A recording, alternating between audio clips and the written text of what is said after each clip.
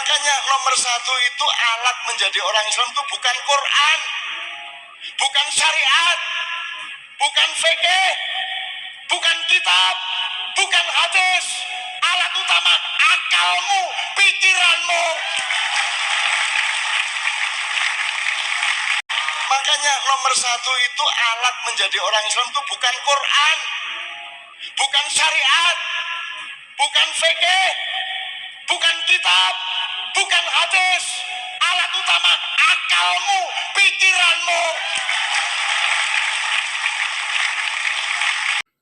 Alat utama untuk memahami agama itu bukan pikiranmu, bukan otakmu, bukan akalmu.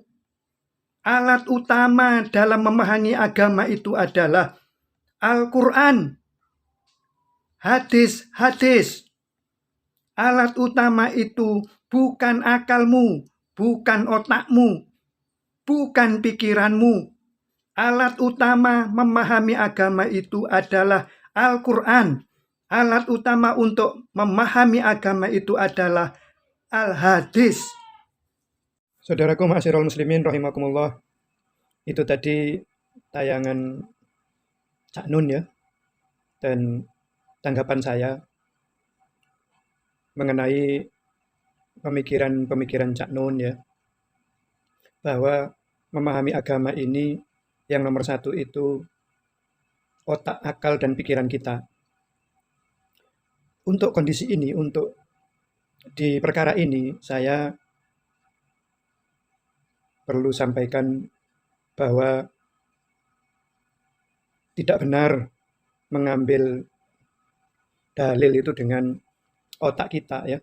Jadi sebenarnya yang paling penting itu sudah jelas dari Rasulullah itu, kutinggalkan dua perkara untukmu, kamu tidak akan sesat selamanya di dunia dan di akhirat ini, yaitu kalau berpegang teguh kepada dua perkara, yaitu Al-Quran dan sunnah-sunnahku. Ini kan jelas dawuhnya Rasulullah. Nah, di Indonesia memang, atau banyak di dunia ini ya, yang mengandalkan otak, yang mengandalkan pikiran, yang mengandalkan akal semata. Sehingga agama ini, ya terserah otak kita, agama ini terserah maunya kita, terserah akal kita, terserah pikiran kita. Ini berbahaya. Sebenarnya kitalah yang harus mengikuti sunnah, mengikuti Al-Quran, mengikuti Allah, mengikuti Rasulullah. Bukan mengikuti otak kita. Otak kita ini kita giring justru mengikuti Al-Quran dan hadis, Al-Quran dan sunnah. Bukan Al-Quran dan sunnah itu mengikuti otak kita mengutak-ngatik agar agama ini sesuai otak kita. No. Tapi otak kita inilah harus patuh kepada Al-Quran dan hadis. Malah Rasulullah kan juga memberi warning ya, hati-hati. Kalau amalan panjenengan ini tidak ada datangnya dari Rasulullah, apapun bentuknya itu, maka tertolak. Maka hati-hati dengan lisan yang disampaikan oleh Rasulullah ini. Jangan sampai kita menganggap itu sebagai ibadah, ternyata tertolak. Jadi, sekali lagi, saya ingatkan kepada siapapun panjenengan. Dan beberapa tayangan saya sudah saya sampaikan. Sebelum saya melihat tayangan dari Cak Nun ini, atau Emma Ainun Najib ya, ini saya sudah sering sampaikan bahwa jangan kita ini beragama dengan otak kita, akal kita, nafsu kita, hati kita, pikiran kita. Bukan. Semuanya harus kita arahkan kepada Allah dan Rasulnya. Karena otak kita ini bisa benar, bisa salah. Tapi kalau Allah dan Rasulnya tidak pernah salah, tidak pernah keliru, tidak pernah menyimpang. Pasti. Tapi kalau otak kita, ini kebenarannya bisa benar, bisa salah. Tapi kalau yang kita andalkan ini otak, nafsu, akal, dan pikiran kita, kemungkinan salahnya akan besar. Maka mari saya selalu menghimbau, berhati-hatilah dengan menggunakan otak kita. Otak kita ini sebetulnya justru menjerumuskan, menjauhkan kita dari ajaran. Otak kita ini dibarengi dengan nafsu. Akal kita ini dibarengi dengan nafsu. Pikiran kita ini dibarengi dengan nafsu. Nah, nafsu itu menggebu-gebunya, ya, itu biasanya menyimpang. Sebagaimana dawuhnya Rasulullah juga, bahwa generasi pertama yang bersama Rasul, bersama nabi-nabi itu, lazimnya itu tunduk patuh dan berpedoman persis, beragama persis, beribadah persis seperti tuntunan nabinya, tuntunan rasulnya. Tapi berselang beberapa generasi akan berubah, akan berbeda dengan rasulnya. Ada yang berkata-kata tapi tidak melakukan, ada yang berbicara tapi tidak melakukan. Itu yang pertama, dawuhnya Rasulullah, kata Rasulullah.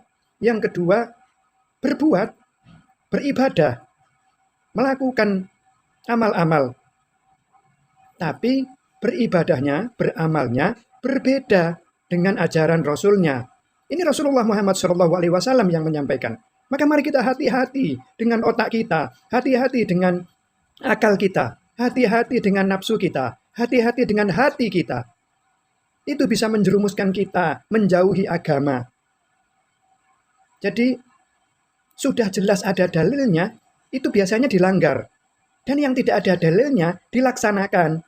Ini keanehan otak-otak kita, keanehan nafsu kita, keanehan hati kita. Hati manusia ini cenderung berbuat keliru. Kenapa? Karena iblis sudah bersumpah untuk menggoda kita dari depan, menggoda kita dari belakang, menggoda kita dari kanan, menggoda kita dari kiri. Itu sudah sumpahnya iblis. Maka hati-hati, otak kita ini bisa dihiasi dengan sesuatu yang indah. Otak kita ini memang pinter untuk menyuruh mulut ini menyampaikan hal-hal yang sangat indah. Disukai oleh masyarakat, disukai oleh audien, disukai oleh jamaah. Lidah-lidah kita yang manis walaupun berbeda dengan Al-Quran dan Sunnah, ini akan sangat diterima oleh orang-orang, oleh jamaah, oleh umat. Karena apa? Lidah yang manis ini walaupun keliru, kalau yang menyampaikan itu orang-orang top, orang-orang di level-level atas, orang-orang yang dianggap alim, orang-orang yang dianggap ilmunya tinggi, maka otak orang yang berilmu tinggi itu seolah tidak ada salahnya. Bagus, bagus, bagus. Derek kiai, derek gus, derek cak nun gitu ya. Itu apalagi yang sudah berkarat ya. Jadi 100% derek cak nun. Apapun yang disampaikan cak nun 100% benar. Apapun yang disampaikan guru 100% benar. Hati-hati. Iblis bisa menghiasi kata-kata indah ini walaupun keliru, panjenengan ikuti. Kata-kata mulut ini walaupun salah, walaupun menyimpang, walaupun tidak sama dengan yang diajarkan oleh dan Rasulnya, akan banyak pengikutnya, akan diikuti oleh umat. Maka dua-duanya, penyampai agama ini, penyampai risalah ini, dan penuntut ilmu, sama-sama berhati-hati. Apalagi di zaman akhir seperti ini. Kenapa? Karena Rasulullah sudah dawuh, Rasulullah sudah sampaikan bahwa umat-umat generasi-generasi mendatang itu akan berbeda dengan Rasulnya, dengan pedoman-pedoman, dengan ajaran-ajaran, dengan amalan-amalan yang sudah disyariatkan oleh Rasulnya. Ini petunjuk dari Rasulullah. Ini peringatan dari Rasulullah. Maka sekali lagi, mari kita berhati-hati. Tidak selalu apa yang disampaikan lisan guru-guru yang kita anggap alim, semuanya menjadi satu kebenaran. Kalau itu berbeda dengan ajaran Rasul kita, Rasulullah Muhammad SAW, beranilah untuk menolaknya, beranilah untuk mengingkarinya. Syukur-syukur kalau berani untuk menasehatinya. Mudah sekarang ini panjenengan mencari riwayat-riwayat. Mudah panjenengan untuk membandingkan apakah amalan kita ini sudah sesuai dengan Rasulullah atau tidak. Mudah sekali sekarang. Jadi riwayat-riwayat itu, riwayat-riwayat yang sahih itu menunjukkan bahwa kita bisa mencari apa bedanya antara amalan guru-guru kita, amalan Cak Nun ini dengan yang disampaikan oleh Rasulullah Muhammad Shallallahu Alaihi Wasallam. Sekali lagi, panjenengan harusnya mengikuti apa yang disampaikan oleh Rasul, bahwa kalau panjenengan ini beragama, sudah ditinggalkan dua perkara oleh Rasulullah, yaitu Al-Quran dan hadis. Mengapa panjenengan harus menyelisihi? Termasuk Rasulullah juga sampaikan, kalau panjenengan ini berselisih, dan berselisih faham, diminta apa? Diminta kembali ke Al-Quran dan Sunnah. Diminta kembali ke Al-Quran dan hadis. Bukan diminta kembali ke otak. Bukan diminta kembali ke akal. Kalau itu Rasulullah sampaikan, kembalilah ke otakmu, kembalilah ke akalmu, kembalilah ke pikiranmu. Mari kita ikuti. Tapi Rasulullah tegas katakan, kembalilah ke Al-Quran dan hadis. Kalau panjenengan berselisih, kembalilah ke Al-Quran dan hadis. Bukan kembali ke otakmu, bukan kembali ke pikiranmu, bukan kembali ke akalmu, bukan kembali ke nafsumu, bukan kembali ke hatimu. Diminta kembali kemana? Kembali ke Al-Quran dan hadis, kembali ke Al-Quran dan sunnah, kembali ke Al-Quran dan riwayat, kembali ke Allah dan Rasulullah Muhammad Shallallahu Alaihi Wasallam. Tidak ada satupun nas untuk kembali ke otak kita. Ada memang di Al-Quran itu disampaikan, la'alakum tatafakkarun. Kita untuk berpikir, tapi berpikirnya bagaimana? Jelas, kembali ke Al-Quran dan sunnah.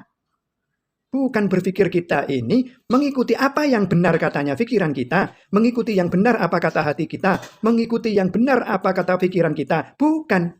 Tapi mengikuti yang benar apa kata Allah, apa kata Rasulullah, apa kata Al-Quran, apa kata sunnah, apa kata Al-Quran, apa kata hadis. Itu kembalinya kita, bukan ke otak kita, bukan ke akal kita, bukan ke pikiran kita. Mari kita luruskan otak, akal, dan pikiran kita ini untuk mengikuti ajaran yang sesuai dengan apa yang disampaikan oleh Rasulullah Muhammad Shallallahu Alaihi Wasallam.